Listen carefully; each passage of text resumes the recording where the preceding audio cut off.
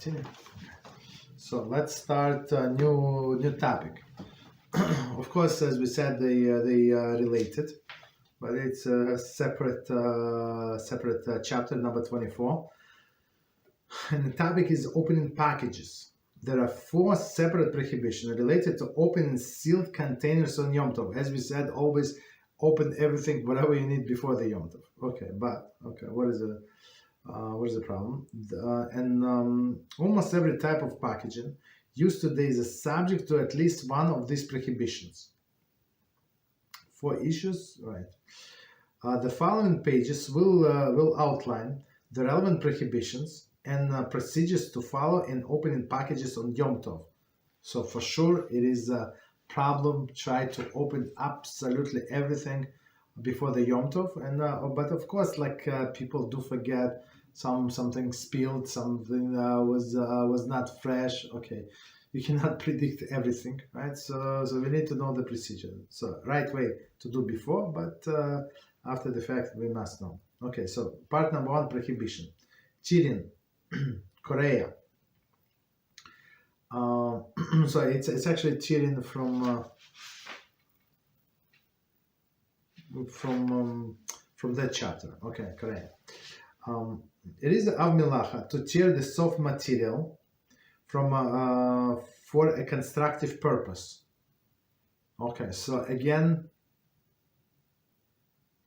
as we said, I think when we did last time, or when it was paroches, the curtain in the Mishkan, and this was the moth or this insect would eat this wool curtain, so we have to tear a little more in order to sew like nicely.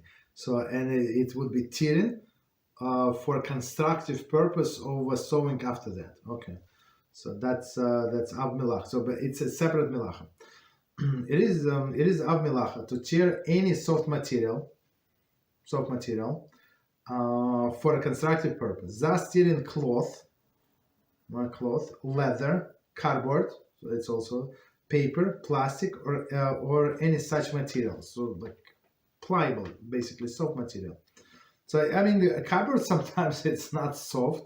Sometimes they add things to the cardboard. It's very tough, right? It's very strong, but still, according to halacha, it's a soft material, right? So in a way which improves the usefulness of the item. So you're not allowed to tear in a way that improves the usefulness of the item. A transgression of the Melacha of Kotzer tearing. Okay, so meaning if you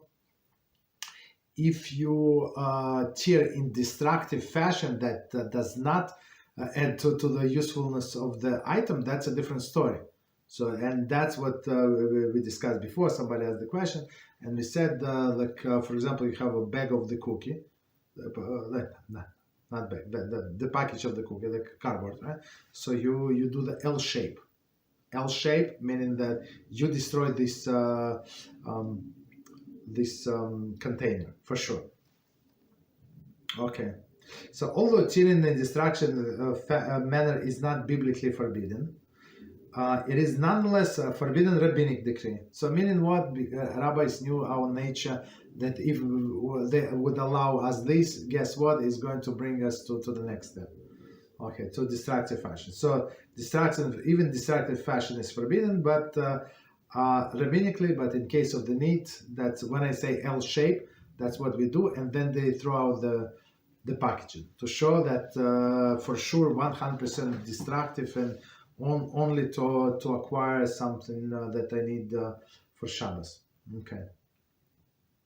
The sages, however, made exception for the rules to allow one to tear destructive fashion in order to obtain the needs the item needs for Yom Tov use. Okay, so like only. Again, it's after the fact. Thus, tearing open bag, wrapper, or cardboard box, even to remove foods, is forbidden unless the packaging is torn in such a way that is damaged in a process. So again, all of these bags, right? For example, if you have an open I don't recommend like maybe this small bag of chips. Not good for you, not good for your health. But okay, you did it anyway. You didn't listen to us, so you have to throw out, right? You have to destroy and throw. Okay. Continue. B, fashioning opening.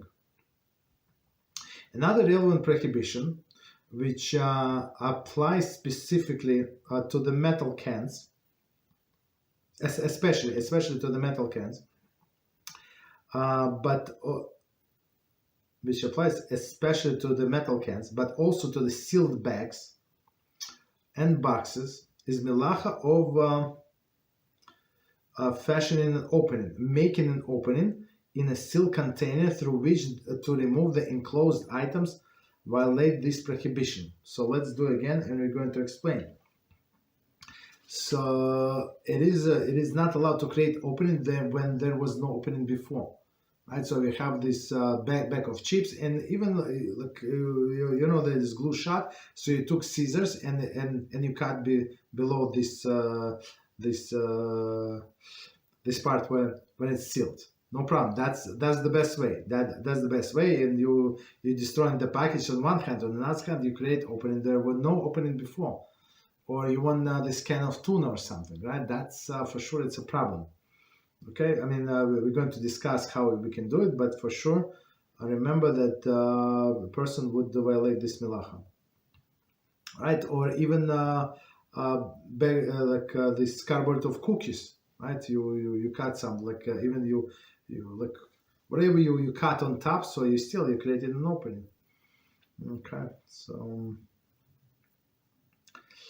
making an opening in a sealed container through which to remove the an enclosed item violates this prohibition. Okay, there are like practical ways, but that's why we say open everything before Shabbos or Yom Tov. C, completing or forming of utensil. Completing the formation of a utensil. So that's where we go with these soda caps, right? These plastic caps, soda or water caps. Providing the finishing touch to any utensil is av melacha, figuratively known, makik bepatish, striking the final blow of the hammer. This melacha often applies to unscrewing sealed bottle caps. Okay, so before we continue, so we have, I think it's in a list of the melachas, the 29 melachas. I think they always put it as the last one. Makik bepatish, meaning as we discussed before, striking the last blow. It was not useful utensil before that. And after whatever we did, like it doesn't matter how big the last action was, big or small, time consuming, energy consuming, does not make any difference. So now this item is usable. So that's how we created new utensil. For example, you open this can of tuna. So first issue that you created an opening. And second, you created utensil. You can if you remove this lid, you can use it for I don't know to wash it. Of course, you can store your screws or something, right? Or pennies, or whatever you can use for multiple things, right? So it's like a separate utensil. Okay. But this melacha often applies to the unscrewed bottle caps. So unscrewed bottle caps, meaning when mostly it applies when you have a ring, this ring, and when you unscrew, so you break you break the cap of the ring. So the ring this stays on the bottle, but cap is removed. So that's the issue. So continue. Some bottle caps are sealed so that when unscrewing for the first time, the lower part of the cap breaks off, exactly, and form a ring around the bottle. So all of this soda, I mean, do I know anything that is not like that? First of all, it holds better. So let's put it this way. the shaking, maybe during the transportation, maybe like I don't know, like, so it for sure when you have this ring, it holds much more secure, right? And then plus it's like it's also like, the way I see it, right? Also for security, so you see nobody was tampering with that, so it's like all intact. So if you just have a cup that you can unscrew, you don't know what happened. Maybe somebody like already drank and pour you I don't know, something else. Okay, so that's the thing. So most of the bottles, the way I understand, it's not like I've been expert in all of the bottles, but I think in all that we buy, they have the secure cup. Doesn't matter you buy milk or other things, or sometimes like they have a ring and you have to remove like there's a cup. You unscrew the cup, right? You put the cup on the side, and then there is a ring like to in the neck. So you have to remove that part. Seal. That's for sure. It's a problem that you can create in the opening, right? So let's do one more time.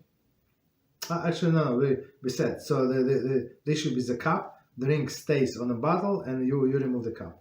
Alternatively, the lower part of the cup cracks and widens, enable the cup to fully be removed. So meaning that this ring is going to be removed, and like it's hard to imagine how it was holding to the cup. But that's the technology. The other cup, which originally was served simply as a seal of the bottle, right? Like some is transformed during the first unscrewing into functional cup, and that can be removed and replaced. So before that, it was like only like I don't know, something that as we say sealed of the cup, in order for not of the cup, of the bottle, so the liquid would not escape. But now when you broke off this cup from the ring, so now it's a usable cup, meaning what? You can put it in, you can screw in, screw out, like and use it. So this cup, in some sense, is utensil that never existed before, right? Or I mean, it existed before, but you improved. How you improved? You separated it from the ring. So now it is, in some sense, it's complete utensil, which is for sure usable. Okay. Many authorities rule, therefore, that unscrewing the cup of the first time is forbidden, under the category of makeh bepatish, right? Striking the final blow. So, and that's what we hold by, as it sort of complete and formation complete the formation functional cup, for sure. There was no cup, right? So right, and only until after you broke up from the ring, it's you can now you can use it. Okay. So I think Rabbi Sal says for Sephardim there is no problem, because it was not made as a utensil, because you can usually it's disposable. But Ashkenazim don't hold like that. That they go by stricter opinion, because sometimes people reuse these bottle cups, right?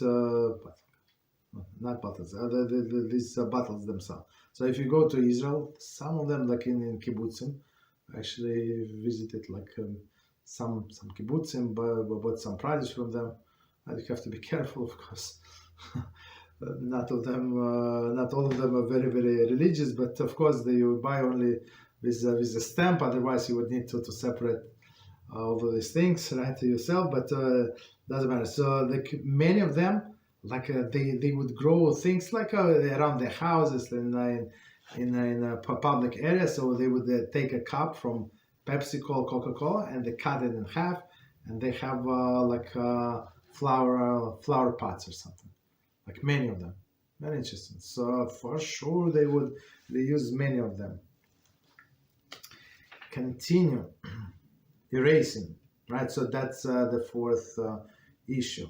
When opening any wrapper which has printed words or pictures, it's forbidden to tear through the words or pictures, since doing so violates the prohibition of erasing. So that's why we always say better to use scissors to do precise cut, and that's it. Don't assume that you would cut cut without destroying the pictures or words. Okay. So practical applications. We have any we're going to explain now everything that we discussed, but if it's not for practical applications, let me know if any questions. Metal cans, yeah. Any questions? We'll continue. What? Yes. So yeah. Go ahead. So, two questions. One says, is one allowed to rip a paper napkin if not on the lines? Or, for example, a table napkin or toilet paper, but in between the dotted lines? I mean, it's preferable. It's forbidden according to the rabbinic decree. Same with for example, this toilet paper. If a person did not prepare the toilet paper before, which is I'm not sure why, right? We should prepare. And so I preserve that person's dignity, stuff like that. Yeah, we would be that's the only way to allow allowed to tear, not on a dotted line. What is a dotted line? We learned before, just to remind us. We're not allowed to measure on Shabbos or Yom Tov, right? And precise perforation is precise measurement for sure. Okay, so two violations, but here it's only one violation, and you cut it in destructive fashion, so it's a little leniency in case of the need. But people must be careful. Some people when people sit long time around the table, right? They have nothing to do. And some people start playing, and they play with a napkin and start do all things with play with a napkin and tear parts of it. That's absolutely forbidden, right? So you see somebody does it, so you have to, or you do it yourself. You have to stop them or you yourself, right? Even though it's not your intention to create multiple napkins or pieces, but it does not matter. It's forbidden. Okay. Any other questions? Hey, Joey. You're welcome.